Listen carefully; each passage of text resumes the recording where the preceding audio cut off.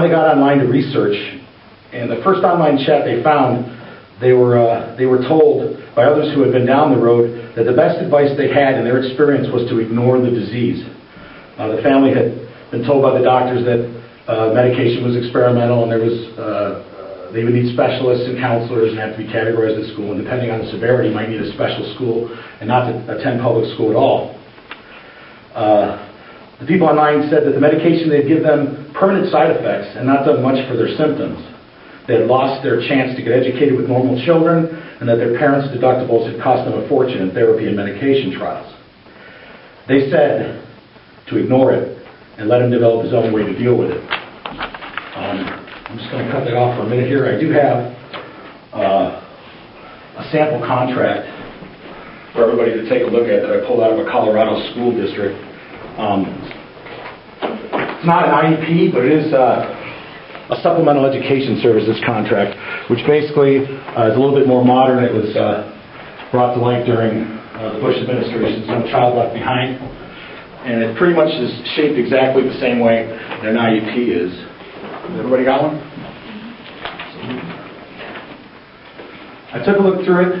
It's pretty simple for thinking how extensive you might think it might be, but it really just protects what's going on with the kid and keeping people in lines of agreement.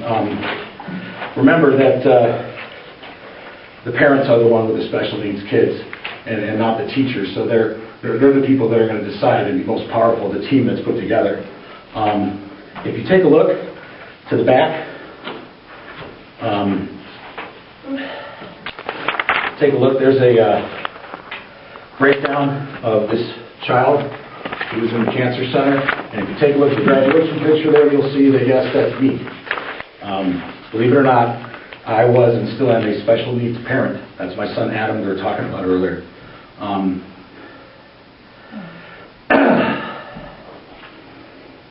Just a few simple minutes chatting with other diseased humans was better advice than the state's best professionals had to offer me as far as we were concerned. Sure, it was tough. Sitting close with him, watching a movie and feeling his body quake. Watching him crash his bike because his tics moved his eyes that month up into his head for 5 seconds straight. Having to deal with the chance we took with his quality of life and his fate. He loves to sit with me till this day when he visits, and I still give him these massive back rubs. And I put my thumbs in his neck, and he'll let me do it as long as I can because it stops the electrical impulses and the things that call to him when he has different things calling from that.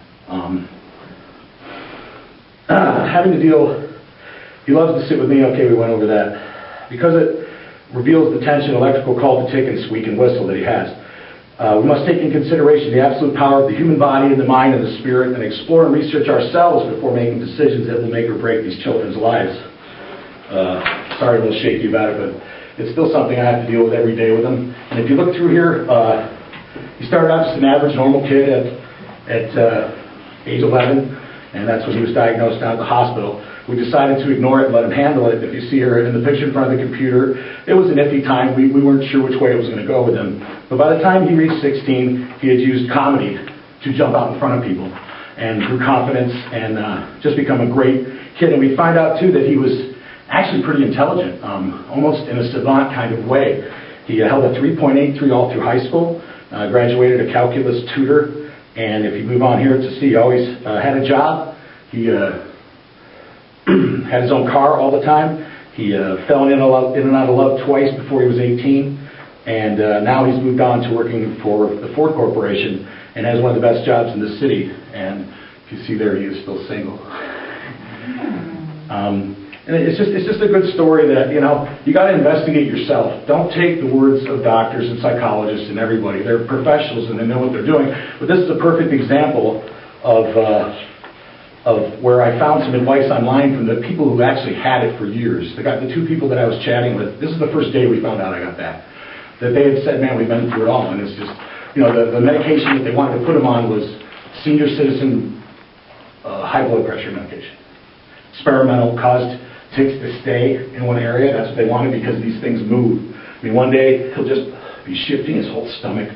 Other days it'll be in his face, in his head. and he'll tick or move like that. And it's hard to be around the kid, but I was just talking to him in the car the other day about it, because I noticed he was doing a lot of whistling and was coming through it verbally a lot now. And they promised him by the time he was 17 it would probably disappear, and now we're seeing it actually start to kind of multiply. But I asked him, I said, man, do you want to, try smoking a little grass or something? We could move to the other side or get a trailer or something and get a prescription, because I heard that it helps, just like anything else, it helps with electrical impulse to settle down, because it's really scary sitting next to him. He said to me, he said, Dad, it's a lifelong thing. He goes, it doesn't bother me. It bothers you more than it bothers me. So, is there any danger other than that for his health? Well, this is a little different. Actually, the danger was experimenting with drugs.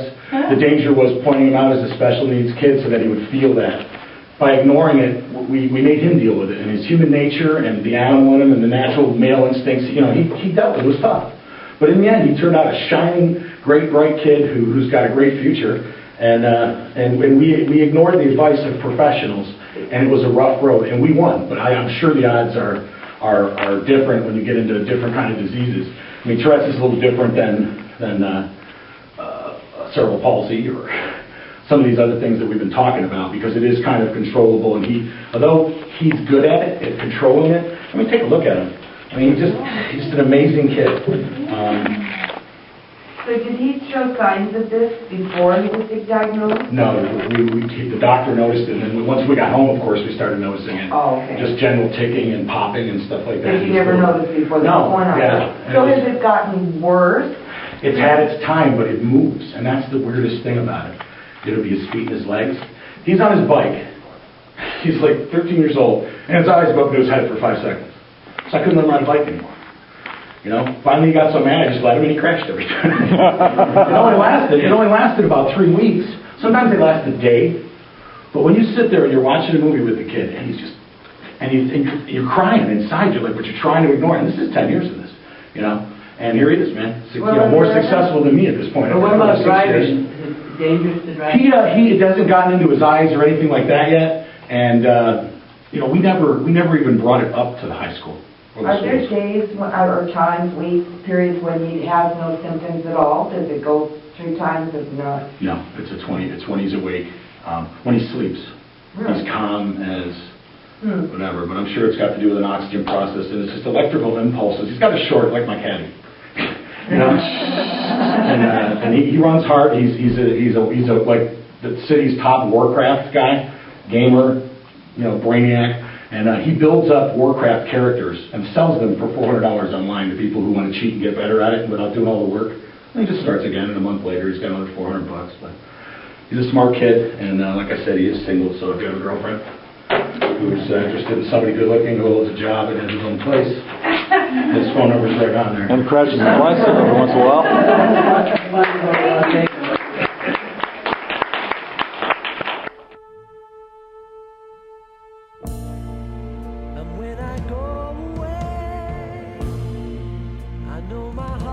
Stay with my love. It's understood. It's in the hands of my. Are you taking a video now? Yes, ma'am. Oh. This new camera does video on a 1 gig card, does everything. Finish makeup done? Yeah, only $134 too. Oh, cheap. That's 7. That's too close. Hazel. Well, let's go. Goodbye. See ya. Are you going back to her house afterwards? Oh, yeah. Stop filming, Dad. That's really creepy. What's up?